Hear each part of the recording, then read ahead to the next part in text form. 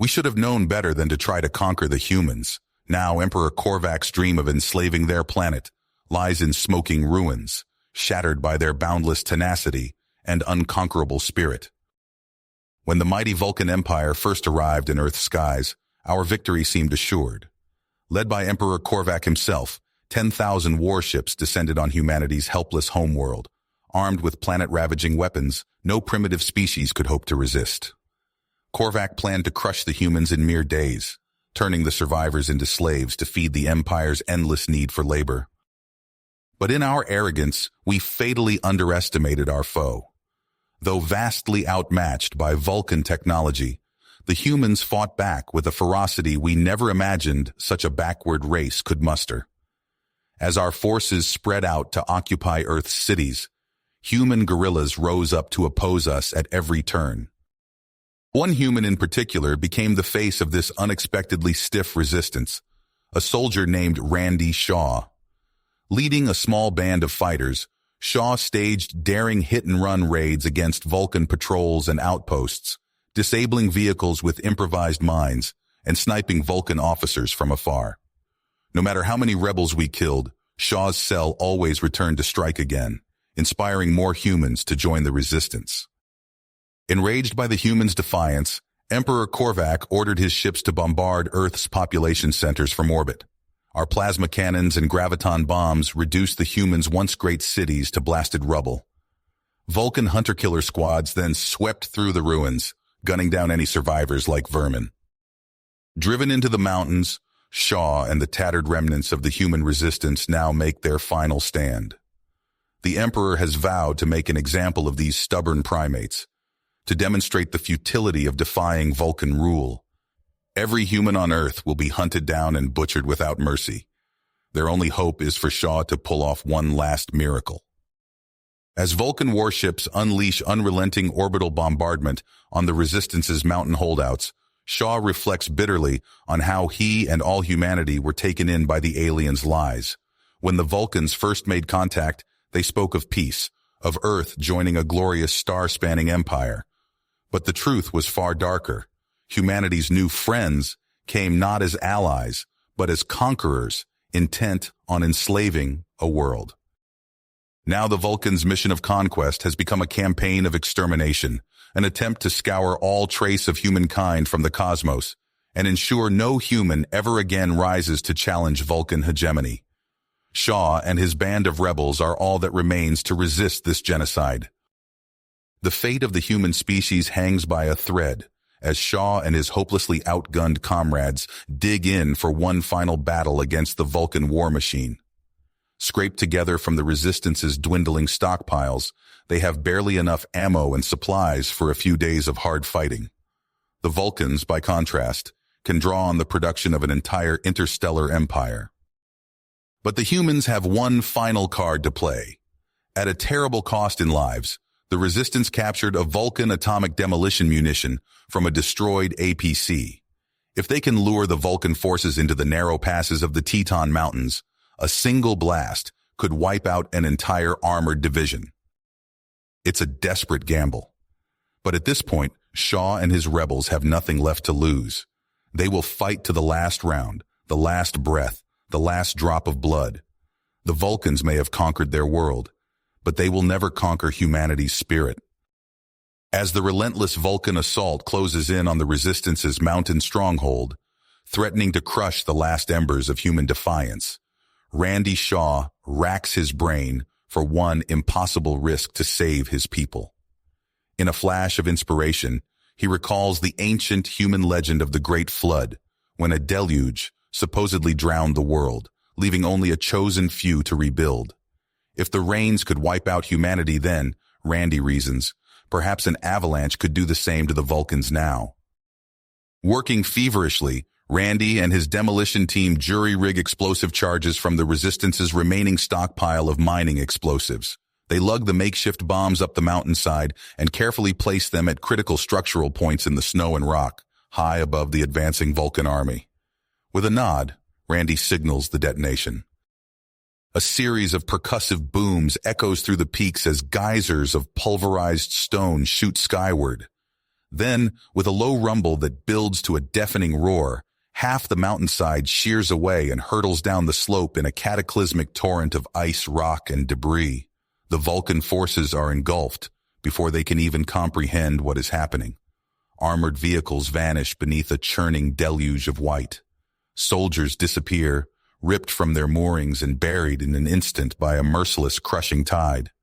When the roar finally ceases and the echoes fade, hundreds of Vulcans lie entombed beneath a jagged sea of stone. Seizing the momentary reprieve, Randy leads the ragged band of human survivors in a desperate flight from the mountains. They trek for days through the ash-choked wasteland that was once their homeland until they reach the shattered husk of a once great metropolis. Taking refuge in the labyrinthine tangle of abandoned subway tunnels beneath the ruins, the humans collapse from exhaustion, trying to snatch what meager rest they can. But their respite is short-lived. The human refugees find themselves in dire straits, with dwindling food, depleted ammunition, and a dire lack of medicine to tend the wounded. Seeing no other choice, Randy assembles his most capable fighters and prepares to launch a high-stakes raid on a nearby Vulcan supply depot. In the depth of night, they strike, creeping past perimeter sensors and sentry guns to reach the depot's storage bays. Bursting from the shadows, the humans engage the startled Vulcan guards in a ferocious close-quarters firefight. Vicious trench knife battles erupt amidst the reinforced plasticrete pillars. Vulcan pulse bolts sear the air, met by streaking tracer fire from human assault rifles and submachine guns. Though outnumbered, the humans make the Vulcans pay in blood for every inch of ground. Fighting with savage desperation and primal cunning born of the unrelenting struggle for survival, Shaw and his commandos slowly battle their way into the depot's central processing chamber. They grab every crate of nutrient rations, medical nanites, and pulse rifle charge packs they can carry before fighting their way back out and vanishing into the night. When word of this brazen affront reaches the Vulcan Emperor, Korvac's rage knows no bounds. Incensed beyond reason that his troops could be so humiliated by a pack of lowly primates, Korvac declares a total war of extermination against the human species. All prisoners are to be summarily executed. The Vulcan Warfleet begins a systematic campaign of global genocide, vaporizing every remaining human population center from orbit until only craters pockmark the blasted Earth. Aghast at the slaughter yet helpless to stop it, the other galactic races turn away in horror, unwilling to intervene against the wrath of the Vulcan Empire. Reeling from the news of his people's annihilation and feeling the weight of the Resistance's dwindling options bearing down on him, Randy begins to buckle beneath the burden of leadership. He questions how much longer he can keep fighting, keep holding the tattered shreds of humanity together against such hopeless odds. Sitting in the filthy tunnel beneath the rubble of a once proud human city, Randy holds his head in his hands, ready to succumb to despair. Then, like an electric jolt, the Resistance's cobbled-together radio receiver crackles to life. A tinny, distorted voice rings out over the static. If anyone is still alive out there, if anyone can hear me, there is still hope. We are scientists, engineers, the best and brightest of the human race. We've survived, and we have a plan. We are building a weapon, a device that will break the Vulcans' hold on our world forever. But we need time to complete it. You must keep the Resistance alive at all costs. Buy us the hours we need to finish our work. Humanity is counting on you. As the transmission fades back into static, Randy feels a powerful sense of purpose welling up inside him, driving back the darkness. Leaping to his feet, he rallies his people with the news. Did you hear that? We're not alone. Our greatest minds are still out there, working on a way to win this war once and for all. And they need us to hold the line, to keep the fight going no matter the consequences. The fate of our entire species depends on us holding out just a little longer. We'll show the galaxy the indomitable strength of the human spirit. We'll strike without mercy, die before we yield. The Vulcans want to exterminate us. I say we give them a fight they'll never forget and never live to regret. Who's with me? Wild cheers erupt from the assembled fighters, along with oaths to resist to the last. Galvanized by this spark of hope, Randy and his reinvigorated resistance fighters throw themselves into the battle with a ferocity bordering on madness, launching raid after punishing raid on Vulcan outposts, making the aliens pay in blood for every inch of the shattered Earth they presume to occupy. As the body count mounts on both sides, Randy swears a grim oath. The struggle will continue to the last round, the last breath, the last drop of human blood if necessary. The Vulcans may have the superior weapons, but humanity has the superior will. The resistance will never stop, never submit, never surrender, not while a single human heart still beats. The cryptic message ignited a fire in Randy's gut. A secret weapon? It was a long shot, but it was all they had. He gathered his ragtag band of fighters, their eyes hollow from loss but burning with purpose. "We hit them hard, we hit them fast," Randy barked. "No mercy." They struck like ghosts in the night. Vulcan supply convoys went up in flames. Communication towers toppled. The resistance melted away before the aliens could retaliate, only to materialize elsewhere and strike again. Randy led a daring raid on a Vulcan fuel depot. They crept through the shadows, pulse rifles at the ready. A guard rounded the corner. Randy's knife flashed, and the alien crumpled silently. They rigged the fuel tanks with explosives and vanished into the darkness. The fireball lit up the sky for miles. But the victories came at a cost. After each raid, fewer rebels returned. Randy's heart ached with each empty bunk, each familiar face gone forever. The Vulcans' response was swift and brutal. Their warships blotted out the sun, raining death from above. Cities Randy had known since childhood vanished in atomic fire, the atmosphere filled with radioactive ash. Undeterred, Randy rallied his forces for a bold strategy. Intelligence reported a Vulcan battalion en route to purge a refugee camp. They had to be stopped. The rebels lay in wait as the Vulcan dropships descended. Randy gave the signal, and a hail of gunfire erupted from concealed positions. Vulcan troops fell by the dozens, caught completely off guard. For a moment, victory seemed within reach. Then Vulcan reinforcements arrived. The air filled with plasma bolts and human screams. Randy watched in horror as his closest friends fell one by one. Sarah, who'd fought by his side since day one, took a blast to the chest. Miguel, their demolitions expert, was vaporized by a Vulcan grenade. When the smoke cleared, Randy found himself surrounded by corpses. Rebel and refugee alike lay strewn across the blood-soaked earth. Only a handful of his fighters remained standing. Grief threatened to consume him as he surveyed the carnage. Then his radio crackled to life with another encoded transmission. Coordinates flashed across the screen. The location of humanity's last hope. Randy split his remaining forces. Half would reinforce the weapon project. He would lead the rest on a suicide mission to the heart of Vulcan power on Earth. They fought their way into the heavily guarded complex, leaving a trail of Vulcan bodies in their wake. In the central control room, Randy's tech expert hacked into the alien database. "Sir, you need to see this," she said, voice tight with urgency. The screen displayed Korvac's plan for a mass surrender ceremony. It was a trap, meant to crush the last embers of human resistance. Randy's teeth gritted. This was their chance, perhaps their only chance, to end this war. He turned to his battered squad. "We take the fight to Korvac himself," he growled. "Who's with me?" Without hesitation, they nodded grimly. This was what they had fought and bled for. They battled through the corridors of Vulcan headquarters, fighting room to room in a suicidal assault. Plasma bolts seared the air. The stench of ozone and burning flesh filled Randy's nostrils. His arms ached from the recoil of his rifle as he gunned down Vulcan after Vulcan. A defender's shot grazed Randy's shoulder, searing flesh. He gritted his teeth against the pain and pressed on.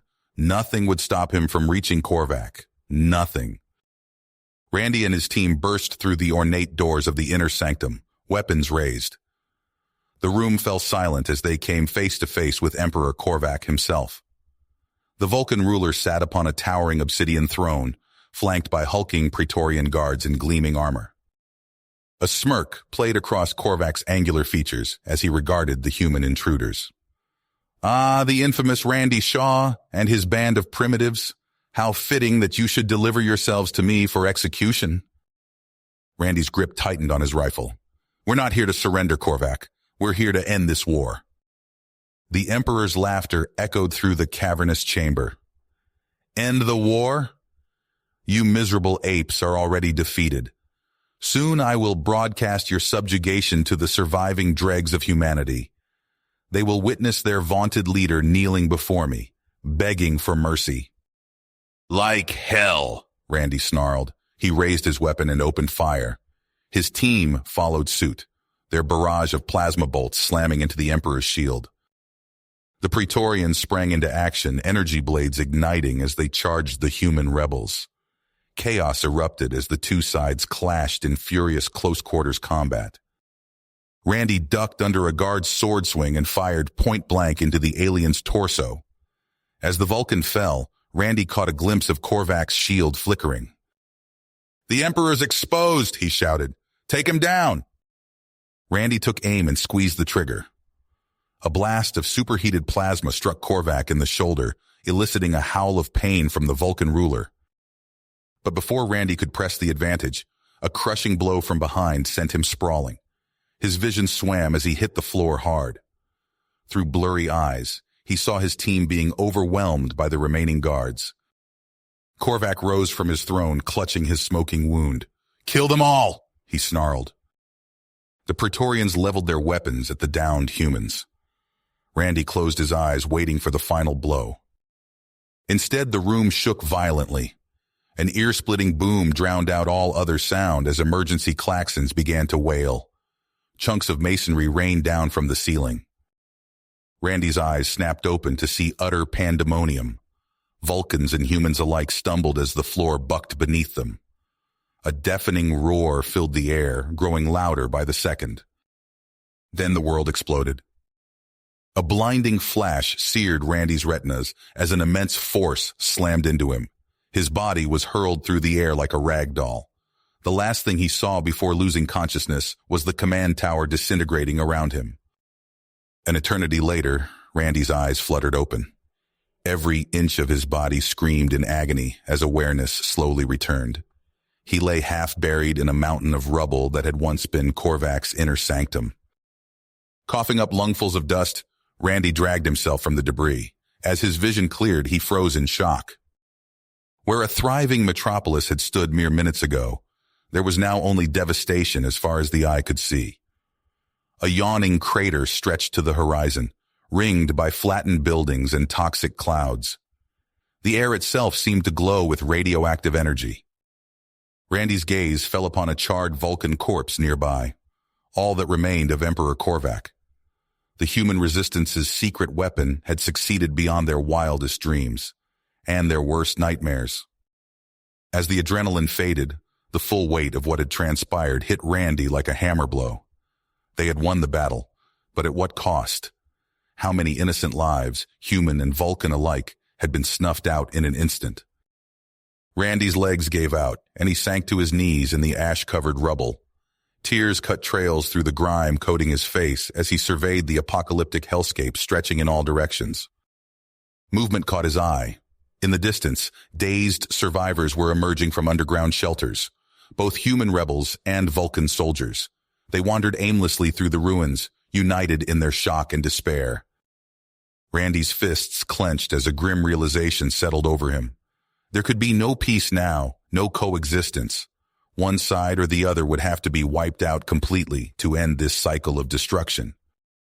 With a pained groan, Randy forced himself to his feet. His body protested, but an iron will drove him onward. He had started this war. Now he would finish it, regardless of the cost. As Randy limped toward the scattered groups of survivors, his mind raced. He would rally whoever he could, human, Vulcan, it no longer mattered. Together they would forge a new future from the ashes of the old world. But first, the killing would have to end. One final battle remained, winner take all. Only then could the long, painful process of rebuilding begin. Randy's pace quickened as he spotted a cluster of human rebels. His voice rang out across the wasteland. To me, the war isn't over yet. Randy's boots crunched through the radioactive ash coating the ground as he surveyed the nightmarish aftermath. The city that had once teemed with life now lay in ruins, a testament to the devastating power of humanity's last-ditch weapon. My God, he whispered, his voice hoarse from the acrid air. What have we done? Around him, the scattered remnants of his rebel force stumbled through the wreckage, their faces masks of shock and disbelief. Randy forced himself to focus, to push aside the crushing weight of guilt threatening to overwhelm him. Listen up, he shouted, his voice cracking. We've dealt the Vulcans a crippling blow, but this fight isn't over. We need to press our advantage while they're reeling. The rebels rallied to his call, their eyes haunted but filled with grim purpose. They advanced into the heart of what had once been the Vulcan occupation zone, weapons at the ready. The first sign of resistance came as they rounded a corner. A plasma bolt sizzled past Randy's ear, scorching the wall behind him. He dove for cover behind a twisted hunk of metal. Contact, he yelled. 3 o'clock. A furious firefight erupted as the humans clashed with a pocket of Vulcan survivors. The aliens fought with the desperation of cornered animals, unleashing a barrage of energy weapons that lit up the ruined street. Randy's people gave as good as they got. They used the rubble for cover, popping up to unleash bursts of gunfire before ducking back down. The air filled with the smell of ozone and burning flesh.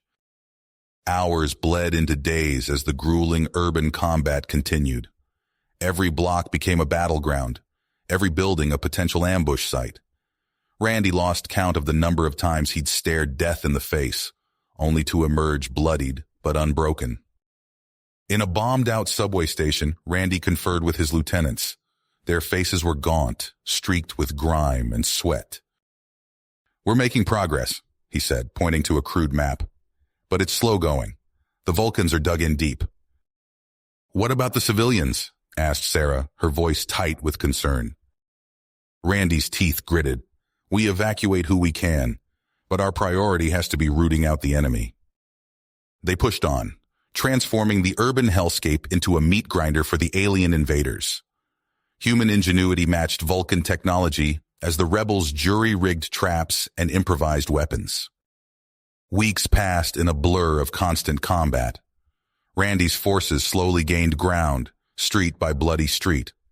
They converted abandoned subway tunnels into makeshift bases, venturing out to reclaim the surface world one block at a time. Finally, after what felt like an eternity of unrelenting warfare, they had the remaining Vulcan forces cornered.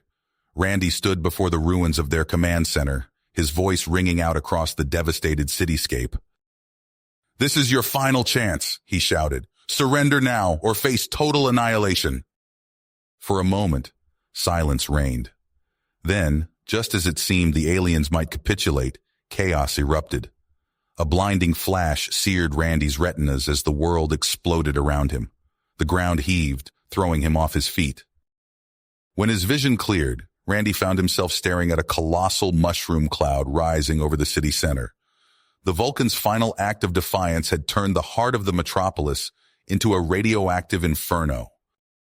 Randy watched in horror as the firestorm spread, consuming everything in its path. The searing wind lashed at his face, carrying the screams of the dying. He stumbled backward, his mind blown from the sheer scale of destruction. In the distance, he caught sight of Vulcan ships rising into the sky. The alien fleet was abandoning Earth, leaving behind nothing but ruin and devastation. Randy fell to his knees, overwhelmed by the realization of what their victory had cost. Around him, the few surviving rebels stared numbly at the wasteland that had once been their home. We won, Randy whispered, his voice hollow. But at what price? He forced himself to his feet, his body aching with exhaustion and radiation sickness. With heavy steps, he began to walk, leading his battered comrades into the blasted hellscape that was all that remained of their world. You have reached the end of the story. If you enjoyed this story and want to support us, please leave a like and subscribe to our channel, and for every comment that says 88, I will heart every single one of them. Thank you for your time.